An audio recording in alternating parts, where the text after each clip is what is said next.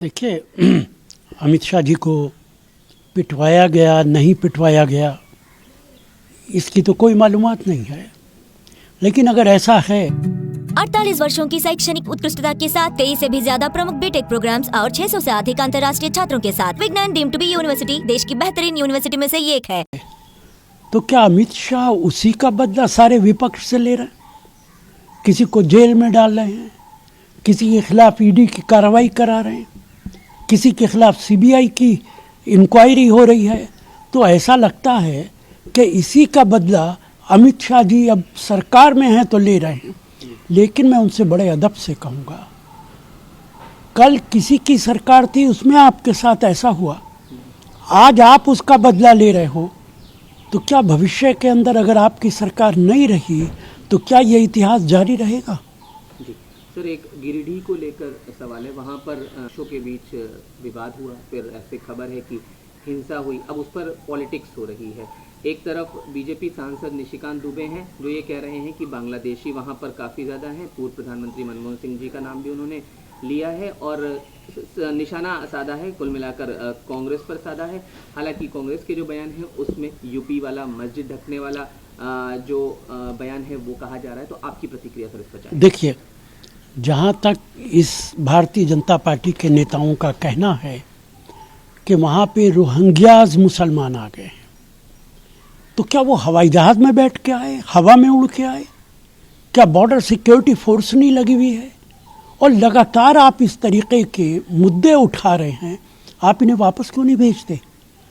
क्या भारत सरकार के किसी मंत्री ने, होम मिनिस्टर ने, फॉरेन मिनिस्टर ने, प्राइम मिनिस्टर के किसी रिप्रेजेंटेटिव ने म्यांमार सरकार और बांग्लादेश सरकार से बात की है कि हम इनको वापस भेज रहे हैं?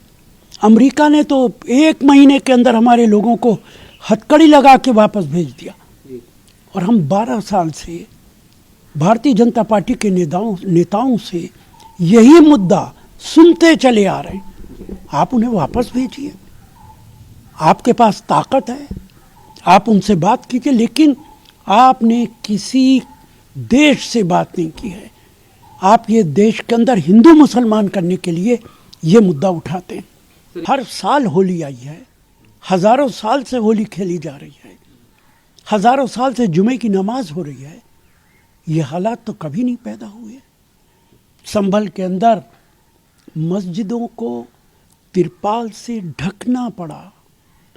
मैं अदब से प्रधानमंत्री से पूछना चाहता हूं कि आपका ये नारा कि सबका साथ सबका विकास, क्या यही सबका साथ है? सबका विश्वास, यही विश्वास हासिल कर रहे हैं आप कि मस्जिदों पर तिरपाल ढक दिया जाए?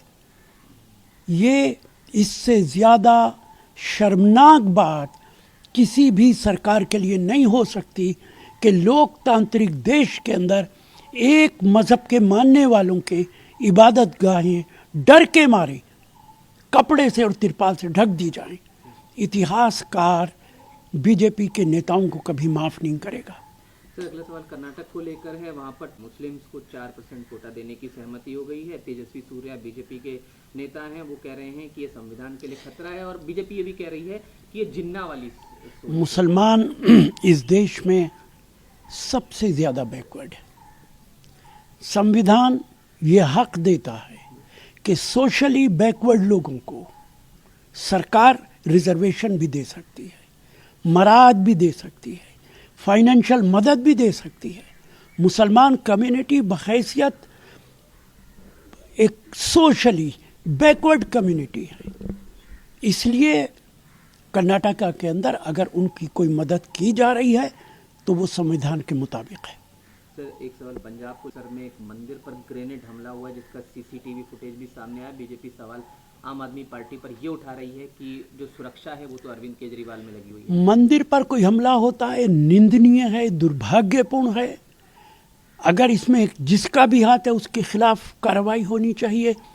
लेकिन भारतीय जनता पार्टी को अपने गिरेबान में झांकना चाहिए। अगर तुम मस्जिदों पर हमला करते हो तो ठीक करते हो, तुम में हक ही नहीं है इस बात का कि तुम इस सवाल को उठाओ। मंदिर पे हमला होगा तो उसका भी हम ही उठाएंगे। भारतीय जनता पार्टी को कोई हक नहीं है वो पहले अपने गिरेबान में झांके। अलीगढ़ में घटना हुई है जहां पर एक 25 वर्षीय युवक की गोली मारकर हत्या कर दी गई है। 4 ऐसा बताया जा रहा है अज्ञात हमलावर थे। कुछ हुआ होगा, शायद विवाद की बात कही जा रही है। क्या देखिए, इसकी तफ्तीश होनी चाहिए, इन्वेस्टिगेशन होना चाहिए। उत्तर प्रदेश के अंदर जंगल राज है।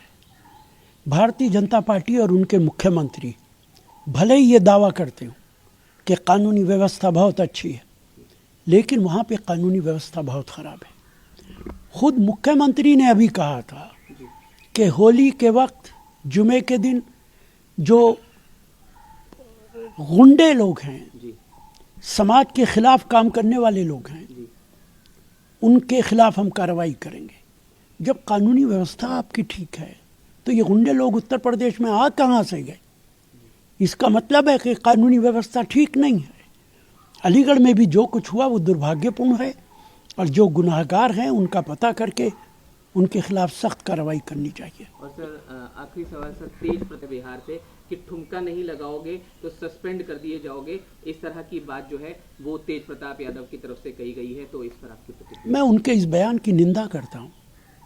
एक तो उनको इख्तियार नहीं है कि वो कैसे उसे सस्पेंड करेंगे, लेकिन किसी भी पुलिस वाले से इस तरीके की बात करना ये दुर्भाग्यपूर्ण है और उनके खिलाफ कानूनी कार्रवाई की जा सकती है।